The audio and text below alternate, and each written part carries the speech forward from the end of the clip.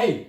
Une nouvelle vidéo, ça fait de nouveau longtemps. Alors c'est lié au fait que j'ai pas forcément énormément d'idées et j'ai pas toujours le temps non plus de faire des vidéos. Alors aujourd'hui on va faire une expérience de mentalisme.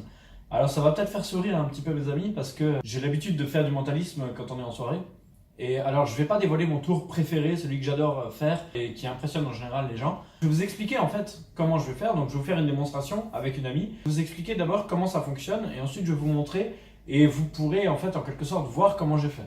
Alors, ce petit tour de mentalisme, qu'il faut savoir, et je pense que je ferai une deuxième vidéo là-dessus, fonctionne avec une personne une seule fois. Maintenant, moi, ce que j'ai fait, la première fois que j'ai appris ce tour, je l'ai fait en soirée avec une dizaine de personnes différentes, une fois, à chaque fois sur chaque personne, et ça a fonctionné 8 fois sur 10, quoi, ou 9 fois sur 10. Enfin, c'était vraiment une grande réussite. Et en fait, ce tour de mentalisme, vous avez une chance sur deux de réussir le tour. En fait, c'est un tour de pièces où vous devez deviner dans quelle main se trouve la pièce. Donc une personne prend une pièce de monnaie, elle la met derrière le dos, et ensuite, vous devez deviner dans quelle main elle a mis la pièce. Alors évidemment, si vous le faites sur une seule personne, elle va vous dire « ouais, t'as eu une chance sur deux, c'est normal ». Si vous le faites sur une dizaine de personnes au même endroit, ça devrait fonctionner à peu près 8 ou 9 fois sur 10. Et là, ce ne sera pas de la chance, puisque 9 fois sur 10, c'est plus que l'espérance qui est de 1,5. Si vous avez suivi un petit peu les cours de probabilité en mathématiques, au collège ou au lycée, vous savez que l'espérance est de 0,5, une chance sur deux. Si vous répétez la chose un grand nombre de fois, vous devriez trouver une fois sur deux où se trouve la pièce. Enfin, là, si vous êtes à 9 sur 10, 8 sur 10, 9 sur 10, vous êtes largement au-dessus de l'espérance. Donc c'est bien que ce n'est pas juste de la chance. Voilà comment il faut présenter le tour. Je vous expliquerai dans une deuxième vidéo pourquoi ça ne marche pas plusieurs fois de suite sur la même personne. Et je vous expliquerai également pourquoi ça peut rater quand même de temps en temps. Genre, pourquoi sur 10 personnes, pourquoi vous n'avez pas 10 sur 10? Pourquoi c'est 8 ou 9 sur 10? Je vous expliquerai tout ça, mais dans une deuxième vidéo plutôt. Le déroulé du tour, ce que vous devez faire, vous demandez à la personne de mettre les mains derrière le dos, de mettre la pièce dans la main, et ensuite de tendre les bras vers l'avant, comme ça. Alors, vous, ce que vous allez faire, vous allez tout simplement saisir les bras de la personne, mais au niveau un petit peu après l'articulation, ok? Donc à peu près, voilà, à ce niveau-là, au niveau de l'avant-bras, hein. Donc vous allez les saisir par ici, ok? Donc pas là, vous êtes trop loin. Il faut saisir ici, ok?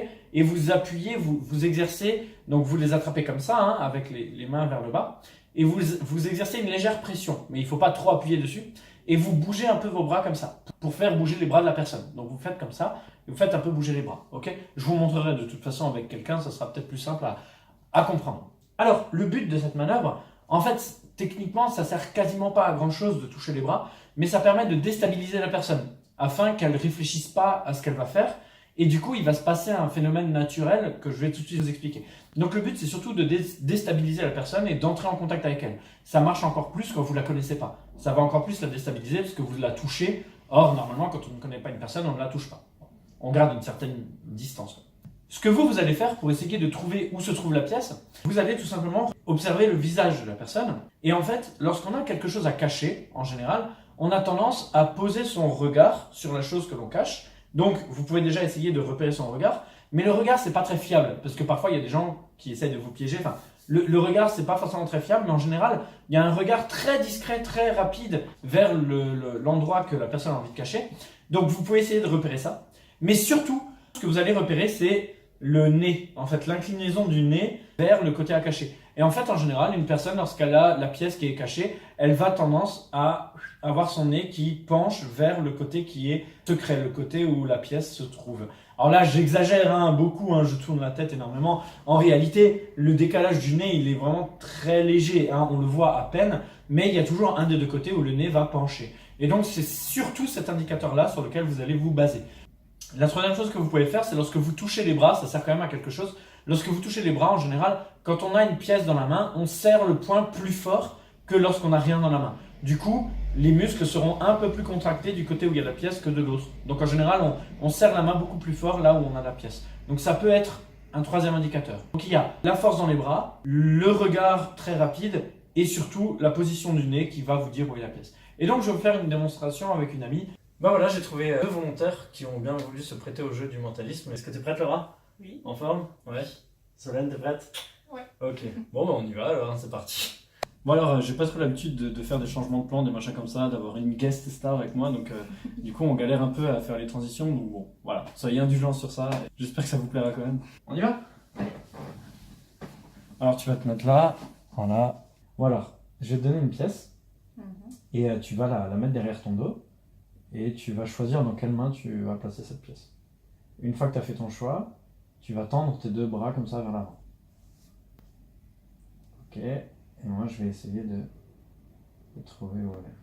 D'un côté, Solène, elle m'a montré un truc qui me ferait penser à un côté. On va attendre un petit peu. Bon, je dirais qu'elle est là, mais... ouais. Mais en fait, alors là, il y a eu deux trucs. Bon, j'essaierai de... Enfin, en gros, en fait, t'as regardé plusieurs fois dans cette main-là. Ah ouais? Ouais, ton regard, il s'est posé plusieurs fois là. Mais en fait, moi, l'astuce que j'ai, c'est le nez. Ton nez, normalement, quand t'as quelque chose à cacher, il a tendance à aller vers là où tu caches, même si tu regardes pas, tu vois. Bon, toi, t'as regardé plusieurs fois, donc bon, je me suis dit qu'elle était là, tu vois. Alors, il y a peut-être quelque chose qui vous paraît bizarre, c'est qu'il y avait deux personnes avec moi, donc Laura et Solène, et il y a que Solène qui a fait le tour avec la pièce. C'est en fait parce que Laura a fait un autre tour de mentalisme qui a fonctionné sur elle aussi, et que je vous montrerai dans une autre vidéo, mais c'est c'est le tour dont je vous ai parlé, que j'aime beaucoup faire, mais celui-là, je ne vous l'expliquerai pas, je vous dirai pas comment j'ai fait pour y arriver.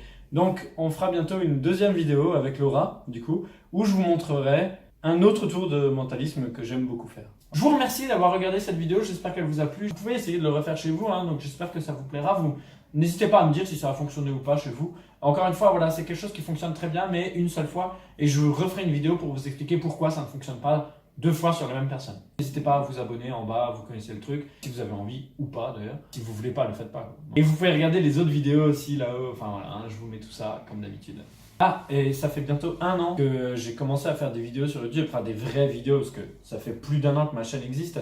Mais avant, je mettais n'importe quoi. Ça va bientôt faire 1 an que j'ai ouvert cette chaîne. Je ferai peut-être une petite vidéo sur ça pour fêter les 1 an. Je vous expliquerai comment m'est venue l'idée de faire des vidéos, pourquoi j'ai fait ça, est-ce que ça me plaît ou pas, enfin ce que j'en pense, etc. Voilà.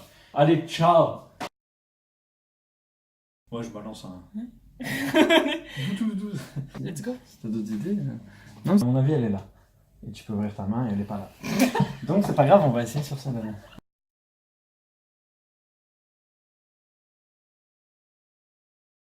Je sais que Laura, au vu de ses réactions, du temps qu'elle a mis, etc., bah, j'ai su que c'était sur elle, elle est sur le cul. Et je trouve ça trop cool. Comment t'as Voilà. Merci, Laura. fait? Ah, la télé!